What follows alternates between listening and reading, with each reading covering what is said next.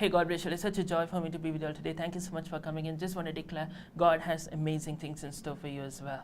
So as we are doing the series with regard to the political situation and the current affairs of not just our country but several countries, one of the common questions that a lot of people are faced with and they discount themselves thinking is, I'm just a minority in my community. What difference does it make? My voice and my vote, is it really going to make a difference? So what do you say about this in a biblical perspective? Actually, I've been doing a study on the Bible about the nature of God when it comes to picking people.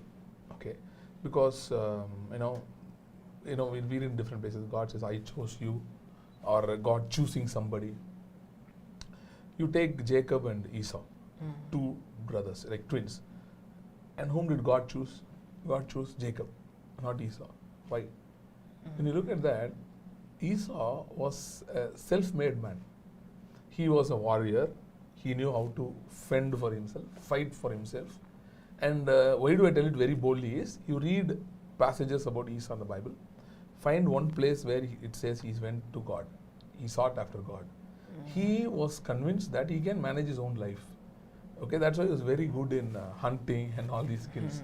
So Jacob did not even know that he cannot take care of himself. That kind of a person. He's very weak. And so he was just roaming around the tent. He could not even go outside. I don't know, he was afraid, because the Bible records Jacob's fear so many times. And Isaiah 44:1 even says that looks like the fight in the womb was very much against Jacob. To such an extent, it could have even killed Jacob, provided God had not stood for him, intervened and protected him. That's why God says, Jacob, the one who protected you in your mother's womb, I was there with you. That's what he says, right from that time. So God chooses the weak things. Even Paul attests to this fact that God chose the foolish things of the world to shame the wise, weak to shame the strong. Is he biased against the strong ones or mighty ones? Not like that. The mighty ones and the strong ones don't go to him at all. True. That's the issue. He is willing to help anyone who comes to him. Okay, so I'm saying that you should not misunderstand God here. Okay. Now coming to this question about minorities, feeling that we are a minority, we don't know, we don't have enough people, we don't have enough resources. Minority could be in a different senses also. Types of people, or it could be your strength you could be talking about. You might be talking about the influence you are having, which is like less.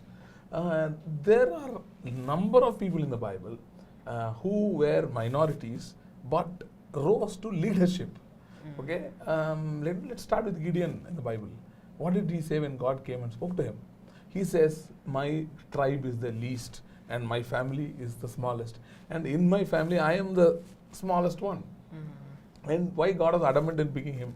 He could have gone to anybody else, but he picked him and he made him ruler over that entire people. Later on, you see, the people come and tell you, please rule us. Okay, somebody was not even considered big in his family. God made him a ruler over the people. And about Joseph, okay, can you tell me how many Hebrews were there in Egypt when Joseph became the ruler? You cannot even call Joseph as a minority. I don't know whether there's such a term. It's called singularity. It's because there's only one person, just one man, one Hebrew. That was a slave, a Hebrew slave. And if you read about the culture of those times, Egyptians will not sit together and eat with Hebrews. We still have in India, in some places, we have this untouchability issues and all. Particular people cannot go through a street. That kind of an issue was there.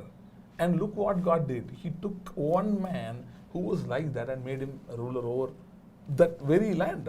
Pharaoh says, without your permission, nobody shall even move their hand or leg. That kind of an authoritative responsibility was entrusted to Joseph. And there are many more examples. Esther, you can read about Daniel. All these people, they were minorities. Even Babylon is a good example, because Babylon was a multicultural society. Babylonians had brought people from all over the world. Even when Daniel was there, King Darius' time, they say it's 120 countries. So Esther's story. Okay, Esther's story is even more striking, because not just a minority, she was also a woman. And we know what way women were treated back then. in those cultures, just because the previous wife of the king, she got divorced just because she wouldn't come to particular place. That kind of a society. See, so we cannot just say that this is not this is against me, that is against me, people are against me. So it's not about who is against you, it is about who is for you. So the question is, do you know that God is for you? He is with you. And why does God want to pick somebody from a seemingly minority background or something and makes them ruler? Why he wants to do that? Is not just for some selfish motives or just to prove a point. Not like that. He picked Abraham and told, through you the whole world will be blessed. The even more important question in this discussion is, what does God want for your country? Okay, do you have clarity on that? What is God thinking about your country?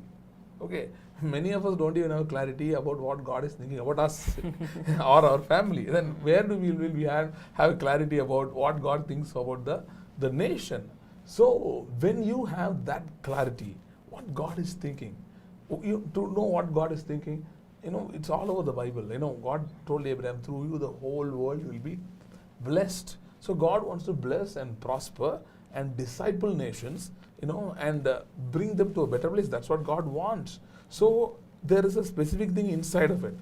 Maybe to your country, to your region, at a particular point of time, God may want you to do something, or God may want to do something. So if you can sit with God and work with Him, see, rather than complaining and worrying about what is going on and spending so much time on that, if only you sit with God and ask Him, Lord, open my eyes to see what you want to do in this country, in this particular region where I'm living, and through me what you want to do.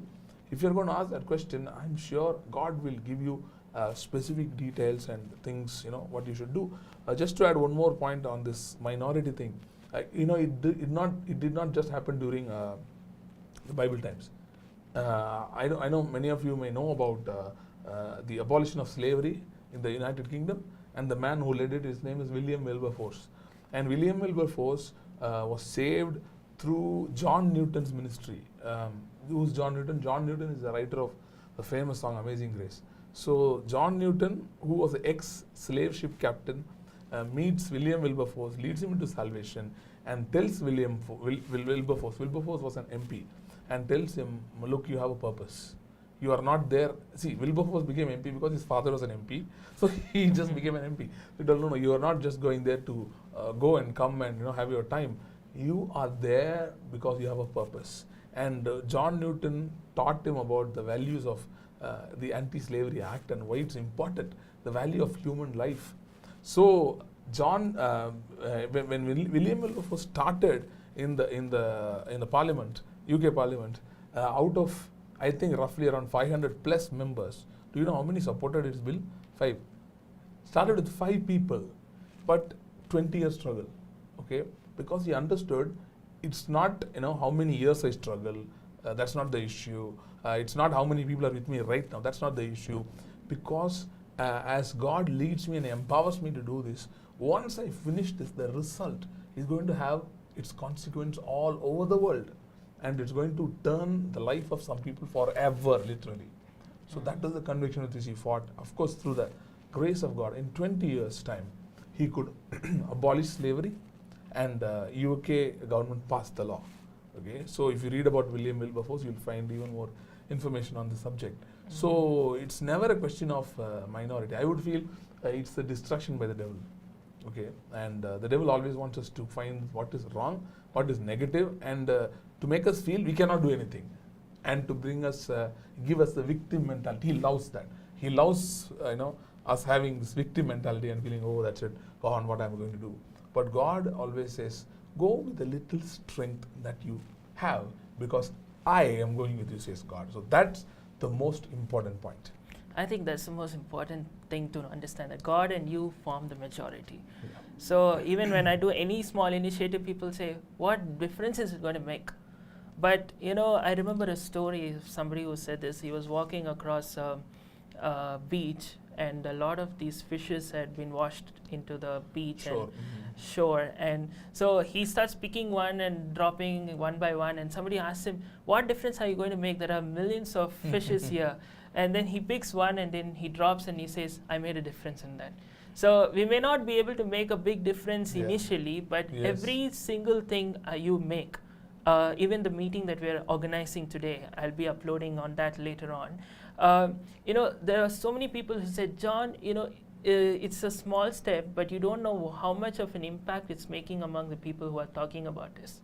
Because they were amazed, like it takes boldness to do it, it takes courage to do it, it takes a stand. The very fact that you don't worry about what people think about you, but you worry about the fact God told you because God has a purpose for you, and you take a stand, and God is going to stand by you. And that's the encouragement that I want to leave with you. Everything that God put in your heart, He's going to do amazing things in your life. I hope this message blessed you, encouraged you, and taught you something and edified you. I hope you like, comment, and share, and subscribe.